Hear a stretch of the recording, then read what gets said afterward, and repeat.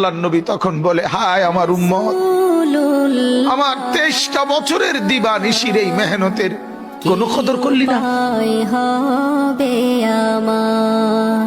23 বছরের আমার এত কষ্টের কোনো কদর হলো না। হাসরের ময়দানে নবী, দোস্ত শুনেন, হাসরের ময়দানে আল্লাহর নবী তার পিঠ দেখাবে, পিঠ, নবী তার পিঠ দেখাবে, পিঠ দেখায়া বলবে, উম্মত দেখ আমার পিঠ চালনির মতো ছিদ্র ছিদ্র করে ফেলছি।